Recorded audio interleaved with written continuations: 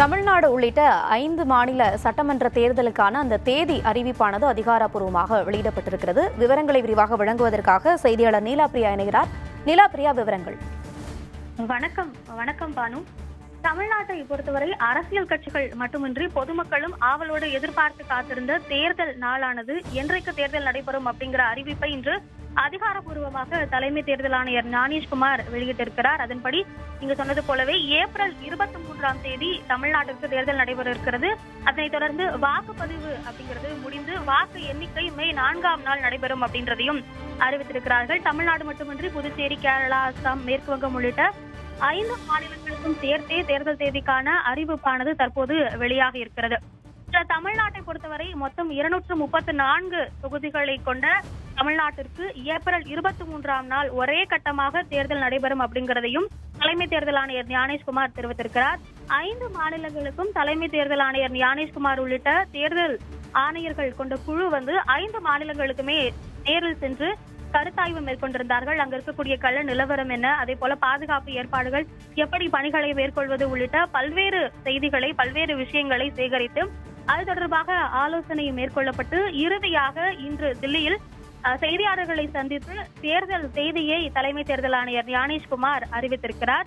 புதுச்சேரி 30 தொகுதிகள் இருக்கக்கூடிய புதுச்சேரிக்கு ஏப்ரல் 9ஆம் நாள் தேர்தல் நடைபெறும் அப்படின்னு தெரிவித்திருக்கிறார்கள். தமிழ்நாடு, புதுச்சேரி, கேரளா, அஸ்ஸாம் இந்த 4 மாநிலங்களுக்கும் ஒரே கட்டமாக தேர்தல் நடைபெறும் அப்படிங்கறத அறிவிச்சிருக்கிறாங்க. மேற்கு வங்கத்துக்கு மட்டும் 2 கட்டமாக, அதாவது ஏப்ரல் 23 மற்றும் 29 அப்படின்னு 2 கட்டமாக தேர்தல் நடைபெறும் அப்படிங்கறத அறிவித்திருக்கிறார்கள். தமிழ்நாட்டை பொறுத்தவரை தமிழ்நாட்டினுடைய 16வது சட்டசபையின் பதவிக்காலம் மே 10ஆம் தேதி முடிவடைய இருக்கிறது. இதற்கான தேர்தல் அறிவிப்பு எப்போது அப்படின்னு எல்லோரும் எதிர்பார்த்து காத்திருந்த நிலையில தான் இன்று இதற்கான அறிவிப்பு தற்போது வெளியாக இருக்கு. தமிழ்நாட்டில் இப்ப 2026 நடக்க போகிற இந்த தேர்தல் ரொம்பவே முக்கியத்துவம் வாய்ந்ததாக பார்க்கப்படுகிறது. ஏனென்றால் SIRக்கு பிறகு, அதாவது வாக்காளர் சிறப்பு தீவிர திருத்தம், அந்த நடவடிக்கைக்கு பிறகு நடைபெறக்கூடிய தேர்தல் அப்படிங்கறதுனால பெரும் எதிர்பார்ப்பு எழுத்திருக்கிறது. இறுதி வாக்காளர் பட்டியல் வெளியிடப்பட்டிருந்தது. அதன்படி தமிழ்நாட்டில் உள்ள வாக்காளர்கள் எண்ணிக்கை அப்படின்னு பார்க்கும் பொழுது 5.87 கோடி வாக்காளர்கள் தமிழ்நாட்டில் இருக்கிறார்கள். இந்த வாக்காளர்களுக்கான தேர்தல் தான் ஒரே கட்டமாக ஏப்ரல் 23ஆம் நாள் நடைபெறும் அப்படிங்கறத தலைமை தேர்தல் ஆணையர் ஞானேஷ்குமார் அறிவித்திருக்கிறாரு. நம்ம 2021 தேர்தலை நம்ம பார்த்தோம் அப்படின்னா பிப்ரவரி 26ஆம் நாள் எண்ணிக்கை தேர்தல் நடைபெறும் அப்படின்னு அறிவிச்சாங்க. ஏப்ரல் 6ஆம் நாள் வாக்குப்பதிவு நடைபெற்று மே 2ஆம் நாள் வாக்குப்பதிவு எண்ணிக்கை எல்லாம் நடந்து முடிந்து வெற்றியாளர்கள் அறிவிக்கப்பட்டார்கள்.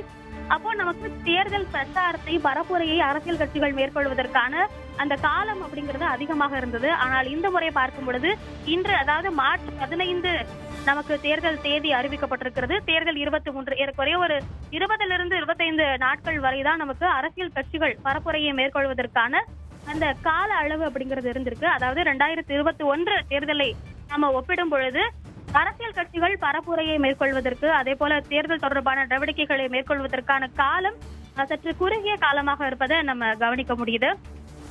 அதே போல நம்ம தமிழ்நாடு தேர்தல் அப்படின்னு நம்ம கூர்ந்து கவனித்தோம் அப்படின்னா 2021 தேர்தலுக்கும் இந்த முறை தேர்தலுக்கும் தமிழ்நாட்டில் 4 முனை போட்டி நிலவுவதை நம்மால பார்க்க முடிகிறது. திமுக கூட்டணி, அதிமுக மற்றும் பாஜக கூட்டணி ஒருபுறம், புதிய வரவாக தாவேக தலைவர் விஜய், அதாவது விஜய் தலைமையிலான தமிழக வெற்றி கழகம் ஒருபுறம், சீமான் அவர்களுடைய நாம் தமிழர் கட்சி ஒருபுறம் அப்படின்னு 4 முனை போட்டியாக தமிழ்நாட்டில் இருப்பதை நம்மால பார்க்க முடிகிறது.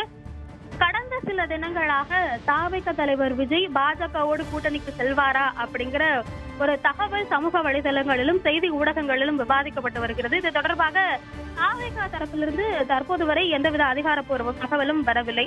பாஜக தரப்பிலும் பாஜக தலைவர் நயினார் நாகேந்திரன் அதை மறுத்திருக்கிறார். அதற்கும் எங்களுக்கும் தொடர்பில்லை, அந்த செய்திக்கும் எங்களுக்கும் தொடர்பில்லை அப்படின்னு மறுத்திருக்கிறார். இருந்தாலும் கூட இது தொடர்பான பேச்சுவார்த்தைகள் அப்படிங்கிறது சமூக ஊடகங்களில் நடைபெற்று வருகிறது. ஒருவேளை பாஜக கூட்டணியில் தாவேக இணையும் அப்படிங்கிற ஒரு செய்திகள் உண்மையாக மாறுமையானால் தமிழ்நாட்டில் மும்முனை போட்டியாக களம் மாறுவதற்கு வாய்ப்பு இருக்கிறத நம்மளால பார்க்க முடியுது.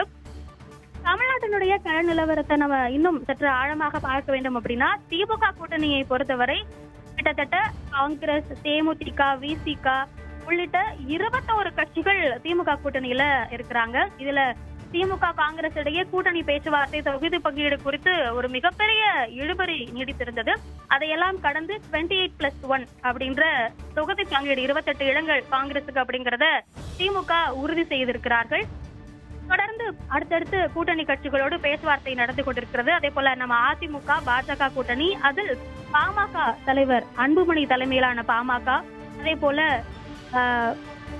அமமுக தலைவர் டிடிவி தினகரன் அவர்களுடைய கட்சி அப்படின்னு இருக்கிறது. அதே போல தாவேகாவோடு இன்னும் கூட்டணி பேச்சுவார்த்தையானது ஒரு சில கட்சிகள் மேற்கொண்டு வருவதாக தகவல் வெளியாக இருக்கிறது. இதெல்லாம் ஒரு புறம் இருக்க, நாம் தமிழர் கட்சி தன்னுடைய 234 தொகுதிகளுக்குமான வேட்பாளர்களை அறிவித்து சீமானவர்கள் தன்னுடைய பரப்புரையை தொடங்கி இருக்கிறார். இப்படியாக தமிழ்நாட்டினுடைய கள நிலவரமானது இருக்கிறது.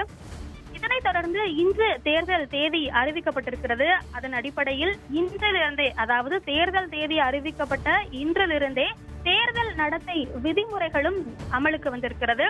இதன்படி இதற்காக சில வழிகாட்டு நெறிமுறைகளும் வெளியிடப்பட்டிருக்கின்றன. இதன்படி இனி யாரேனும் 50,000 ரூபாய்க்கு மேல் பணமாக கையில் எடுத்து செல்கிறார்கள் அப்படின்னா உரிய ஆவணத்தை அவர்கள் கட்டாயம் வைத்திருக்க வேண்டும். அப்படி இல்லை அப்படின்னா அவர்கள் மீது கடுமையான நடவடிக்கை எடுக்கப்படும். அது குறித்து தீர விசாரணை மேற்கொள்ளப்படும் அப்படிங்கறதெல்லாம் இருக்கு. அதே போல கட்சியோ வேட்பாளரோ வெறுப்பையோ இல்ல பதற்றத்தையோ உருவாக்கக்கூடிய வகையில பேசக்கூடாது. மதங்கள், அதாவது மசூதிகள், தேவாலயங்கள், கோவில்கள் அப்படின்னு எந்தவித வழிபாட்டு தலங்கள்லையும் தேர்தல் பிரச்சாரத்துக்கு பயன்படுத்தக்கூடாது அப்படிங்கிற ஒரு முதன்மையான விதியும் இருக்கு. வாக்காளர்களுக்கு லஞ்சம் கொடுக்கிறது, வாக்காளர்களை அச்சுறுத்துதல், ஆள்மாறாட்டம், அதே போல வாக்குப்பதிவு நடைபெறக்கூடிய அன்று வாக்குச்சாவடியிலிருந்து ஒரு 100 மீட்டர் தூரத்துல கட்சி தொடர்பாகவோ வாக்கு சேகரிக்கிற விதமாகவோ பேசுவது, அதே போல வாக்குப்பதிவு, அதாவது தேர்தல் நடைபெறக்கூடிய நாளுக்கு ஒரு 48 நேரத்துக்கு முன்பாக பொதுக்கூட்டம் நடத்துதல், பரப்புரை மேற்கொள்தல், கட்சி கொடிகளை ஏந்தி ஊர்வலம் போகுதல் அப்படின்னு எந்தவித நடவடிக்கையுமே இருக்கக்கூடாது அப்படிங்கறத இந்த தேர்தல் நடத்தை விதிகள்ல இன்னும் நம்ம பார்த்துட்டு இருக்கிறோம். இதுல ஏதாவது ஒண்ணு நடந்தாலுமே கூட அது தொடர்பாக தீவிரமாக விசாரணையும் அவர்கள் மீது நடவடிக்கையும் குற்றம் நிரூபணம் ஆகப்படும் பட்சத்தில் அவர்கள் மீது கடுமையான நடவடிக்கை எடுக்கப்படும் அப்படின்னும் தேர்தல் நடத்தை விதிகள் நமக்கு சொல்றத நம்ம பார்க்க முடிகிறது. தமிழ்நாட்டை பொறுத்தவரை ஏப்ரல் 23 ஒரே கட்டமாக, அதாவது 234 தொகுதிகளுக்கும் சேர்த்து ஒரே கட்டமாக தேர்தல் நடைபெறும் அப்படின்றத இன்று தலைமை தேர்தல் ஆணையர் ஞானேஷ்குமார் அறிவித்திருக்கிறார். குறிப்பாக அதுல நம்ம இன்னும் கவனிக்க வேண்டியது என்ன அப்படின்னு பார்க்கும் பொழுது, வேட்பாளர்கள் தங்களுடைய வேட்புமனுவை தாக்கல் செய்வதை மார்ச் 30ஆம் தேதியிலிருந்து தாக்கல் செய்ய ஆரம்பிக்கலாம் அப்படின்றத அறிவிச்சிருக்கிறாங்க. எப்போ வரைக்கும் கடைசி நாள் அப்படின்னு பார்க்கும் பொழுது, அதாவது வேட்புமனு கடைசி நாள் அப்படிங்கிறது ஏப்ரல் 9ஆம் தேதின்றத சொல்லியிருக்கிறாங்க. வேட்புமனு தாக்கல் செய்வதற்கான நிறைவு நாள் ஏப்ரல் 6. அதே போல வேட்புமனுக்கள் எப்பொழுது பரிசீலனை செய்யப்படும் அப்படின்னா ஏப்ரல் 7ஆம் தேதி. அதனைத் தொடர்ந்து அதனை திரும்ப பெறுவதற்கான கடைசி நாளாக ஏப்ரல் 9ஆம் நாள் அறிவிக்கப்பட்டிருக்கிறது. இந்த அனைத்து நடவடிக்கைகளும் முடிந்த பிறகு வாக்கு பதிவானது ஒரே கட்டமாக 234 தொகுதிகளுக்கும் சேர்த்து ஏப்ரல் 23ஆம் தேதி நடைபெறும் அப்படின்னு சொல்லியிருக்கிறாங்க. இந்த நடவடிக்கைகள் எல்லாமே முடிந்ததற்கு பிறகு தமிழ்நாட்டை ஆள போவது யார், தமிழ்நாட்டில் வெற்றி பெற்று மீண்டும் ஆட்சி அமைக்க போவது யார் அப்படிங்கறதை முடிவை அறிவிக்கக்கூடிய, வெற்றி பெற்றவர்கள் யார் அப்படின்னா அறிவிக்கக்கூடிய நாளாக மே 4ஆம் நாளை தலைமை தேர்தல் ஆணையர் ஞானேஷ்குமார் அவர்கள் அறிவித்திருக்கிறார். தொடர்ந்து தேர்தல் நடவடிக்கைகளில் பல்வேறு கட்சிகளும், அதாவது இன்று அல்லது நாளையிலிருந்து பல்வேறு அரசியல் கட்சிகளும் தங்களுடைய பரப்புரையை மேலும் தீவிரப்படுத்த தொடங்குவார்கள். குறிப்பாக தேர்தல் அறிக்கை, நாங்கள் ஆட்சிக்கு வந்தால் என்னவெல்லாம் தமிழ்நாட்டுக்கு செய்வோம், தமிழ்நாட்டை எப்படியெல்லாம் மாற்றுவோம் உள்ளிட்ட பல்வேறு சாராம்சங்களை கொண்ட அவர்களுடைய தேர்தல் அறிக்கையை தொடர்ந்து பல்வேறு கட்சிகளும் வரக்கூடிய நாட்களில் வெளியிடுவார்கள். அதையும் நாம பார்க்க இருக்கிறோம். குறிப்பாக அதிமுக கூட்டணி, அதிமுக பாஜக இருவருடைய கூட்டணி குறிப்பாக அதிமுக தன்னுடைய தேர்தல் வாக்குறுதிகளை வெளியிட்டிருக்கிறாங்க. அதிமுகவினுடைய தேர்தல் வாக்குறுதிகள் நம்ம பார்க்கும் பொழுது, மகளிருக்கு உரிமை தொகையாக தற்பொழுது 1000 ரூபாய் வழங்கப்பட்டு வரும் நிலையில் அதிமுக ஆட்சிக்கு வந்தால் 2000 ரூபாய் வழங்கப்படும் அப்படின்னு சொல்லியிருக்கிறாங்க. தற்பொழுது திமுக ஆட்சியில் பெண்களுக்கு இலவச பேருந்து பயணம் அப்படின்றது நடைமுறையில் இருக்கக்கூடிய சூழலில் ஆண்களுக்கு இலவச பேருந்து பயணம் அப்படிங்கறத நாங்க சாத்தியமாக்குவோம் அப்படின்னு அதிமுக வாக்குறுதியில சொல்லப்பட்டிருக்கிறது. அதே போல 125 நாள் வேலைவாய்ப்பு திட்டம் 100ஆக இருந்தது, அண்மையில் 125ஆக மாற்றி இருந்தார்கள். அந்த 125 நாள் வேலைவாய்ப்பு திட்டம் அப்படிங்கறத 150 நாளாக உயர்த்துவோம் அப்படின்னு சொல்லியிருக்கிறாங்க.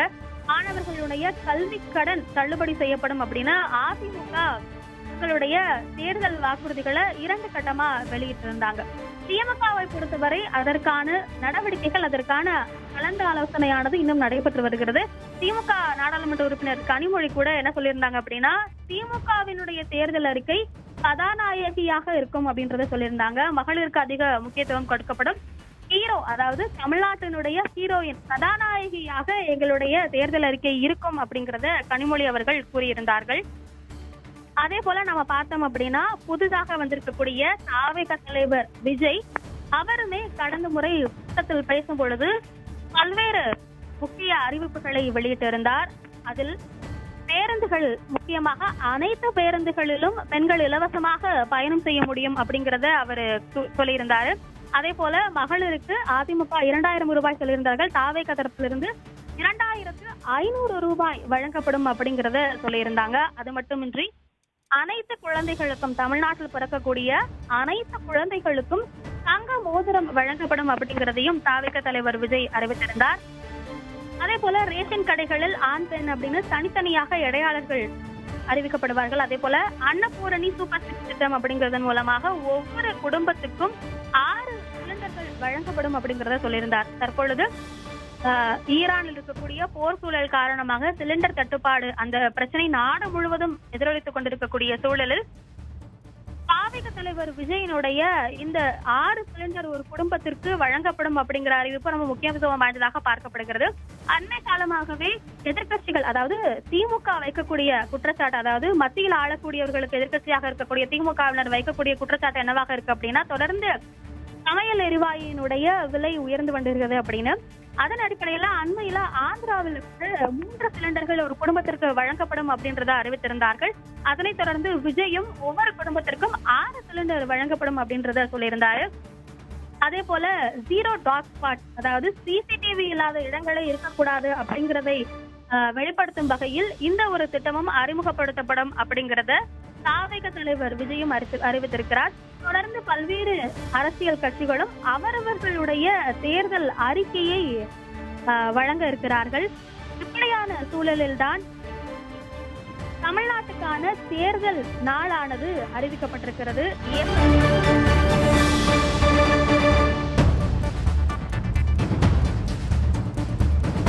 புதுச்சேரியில் இருக்கக்கூடிய 30 தொகுதிகள், தமிழ்நாட்டில் இருக்கக்கூடிய 234 தொகுதிகள் அப்படின்னு தொடர்ந்து ஒரே கட்டமாக தேர்தல் நடைபெறும் அப்படிங்கறதையும் சொல்லியிருக்கிறாங்க. குறிப்பாக அதுல 2 மணி நேரத்துக்கு ஒருமுறை, அதாவது வாக்குப்பதிவு நடைபெறக்கூடிய நாள் அன்று 2 மணி நேரத்துக்கு ஒருமுறை வாக்கு சதவிகிதம் வெளியிடப்படும் அப்படிங்கறத சொல்லியிருக்கிறாங்க. எல்லா பகுதிகளிலும் சிசிடிவி காட்சிகள், சிசிடிவி கேமராக்கள் அமைக்கப்பட்டு தொடர்ந்து கண்காணிக்கப்படும்.